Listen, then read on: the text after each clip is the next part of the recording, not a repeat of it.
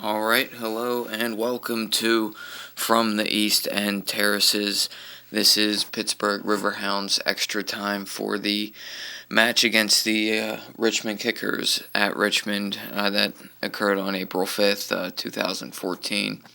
This was the River Hounds' second game of the year, their second road game, and unfortunately they came out on the wrong end on this one. They lost 3-1. They went down 2 goals, 2-0.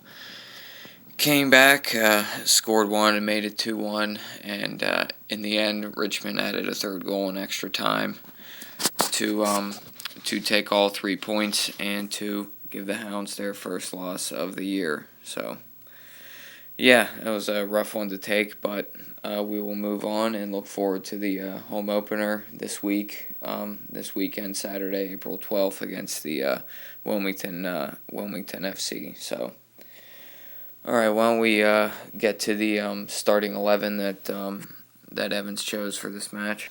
All right, the starting lineup for this game. Not really too many changes. Really, the only change is you had Johnson added into the starting lineup. Well, actually, no, that wasn't a change. So my fault on that. But the back four was Facchetti, Green, Marshall, and Arena. Then you had the midfield of Vincent, Earls, Obade, Dahlman.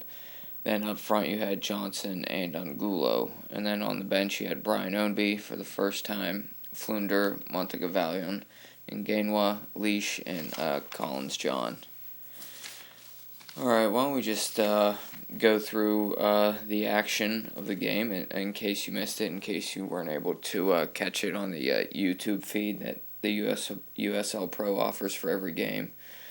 And if you couldn't make it out to the watch party, every Hounds away game, there's going to be a watch party at Huff's in Greenfield. It's a good time. I made it out for this one, so if in the future, if you want to watch a Hounds away game, head down to Huff's and join us and have a good time and take part in some of the giveaways and some of the raffles that we have going on down there. So, all right, but back to the match. Really, things kind of kicked off in the 15th minute. You had a chance for the Hounds. Rob Vincent had a decent chance, a decent shot on goal. That was really the first chance of the game, but kind of Richmond was dominating possession throughout the first half for the most part, and that possession paid off in the 18th minute with a Richmond goal from Mike Seaton. This was kind of this was one of the goals that could have been prevented. I'd say two of Richmond threes. Sunday night. It's late, so excuse my kind of kind of slurring words together here. But yeah, the goal could have been prevented. It was a shot from Seaton that deflected off two Riverhounds defenders and then went in the back of the net after beating Greg Bloom. So yeah, that could have been avoided. So the Kickers were up after 18 minutes, 1-0. Moving on to the 21st minute, the Hounds had a free kick, but nothing could come of that. 23rd minute, Richmond had a couple corners, a couple chances. Nothing really came of that. In the 28th minute, Johnson for the Riverhounds, he came up with a little bit of injury, but it looked like everything was all right there. I think he did get subbed off at halftime, but he finished out the half. 31st minute, Greg Bloom came up clutch with a big save. He ended up finishing the game with 5 saves, and he kind of saved the Riverhounds' skin here in some of the cases here. He bailed them out. Or else the score could have been a little more lopsided in Richmond's favor. A couple more half chances for Richmond to close out the half. But actually the last couple of minutes of the first half and into stoppage time, the Hounds actually got some decent pressure and had a shot there that went not right over the bar, but they had a shot that went high to close out the first half, and the first half ended with the score being Richmond 1, Hounds 0. Right, to start the second half, you had a couple changes, a couple substitutions. You had Brian Ownby coming on to make his Riverhounds debut. He was substituted in at halftime. But unfortunately, not too long after the second half began, Richmond doubled their lead and made it 2-0. This goal coming from Kyle Porter. A little bit of controversy on this goal as well. There was a Richmond handball that wasn't called around midfield. Even Evans said after the game that it was a handball. He was pretty upset after the game about it. And the attack that ensued from the non-call ensued in Kyle Porter's goal for Richmond that made it 2-0. So now the Riverhounds were really chasing the game and really had to up the pressure, and that was reflected in a substitution. You had Collins John coming on to make his Riverhounds debut, the former English Premier League player who played a couple years for Fulham, the club that I support.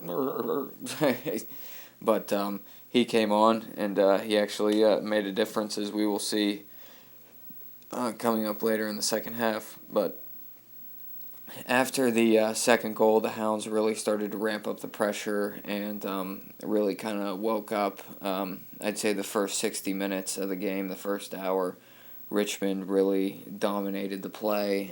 Well, I wouldn't say dominated, but they definitely had the majority of the possession and the majority of the better chances, that being reflected in the 2-0 lead that they had. So after the hour mark, Collins John came on, and the Hounds really started to ramp up the pressure. 73rd minute, they had a great chance to make it 2-1, but there was a header right over the bar. Not sure who had that. I apologize. I didn't write it down in my notes here, but 73rd minute, the Hounds almost made it 2-1 with a nice combination, and it was a nice cross in and a header right over the bar. But with the Hounds chasing the game, the Kickers did get into a little bit of a counterattack game there at that point. I know the 75th minute they had a counterattacking chance, and I think it was one of Bloom's 5 saves there. And in the 78th minute, we had Nganwa come on. That was pretty sweet down at Huff's. Everyone was cheering that and kind of whooping it up for him coming on. So that was nice. You had 78 minutes, and Gainwell comes on.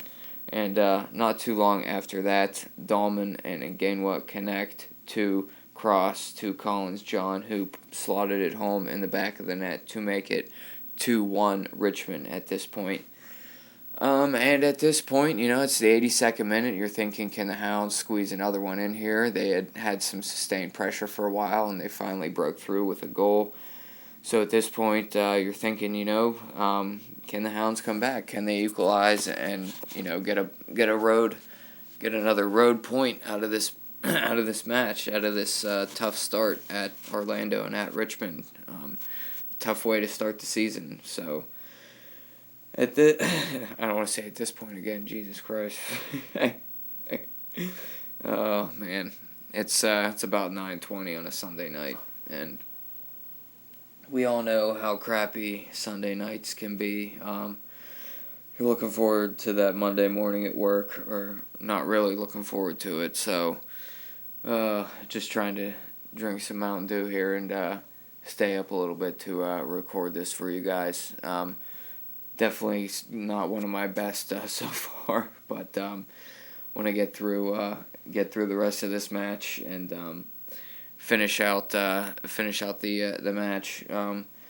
For the rest of the time, the Hounds really ramped up the pressure. Dahlman had a couple really good chances that he couldn't convert, couldn't get the equalizer.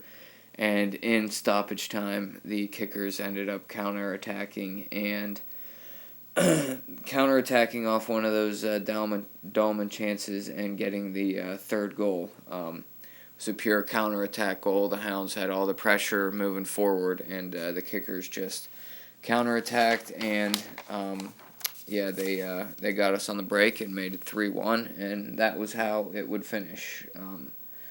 After the game, Evans wasn't too pleased. The coach of the Riverhounds, Justin Evans, he was quoted as saying, the team came out flat, and that was really reflected in the first 60 minutes of play.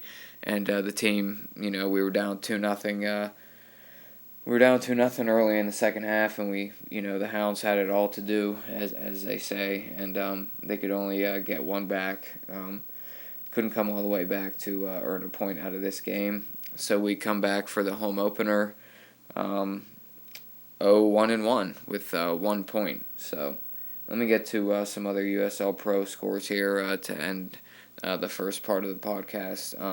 You had OKC Energy getting their first win. The expansion team, they beat the Orange County Blues 2-0. Harrisburg and Wilmington played to a scoreless draw. Orlando City beat Rochester 3-1, and Dayton beat Charlotte 1-0. All right, that's going to do it for the first part of this post-match podcast. Just went over the basic rundown of the Hounds match, and I'm going to come back and just get into some MLS and EPL scores and kind of run down the narrative there, and I'm going to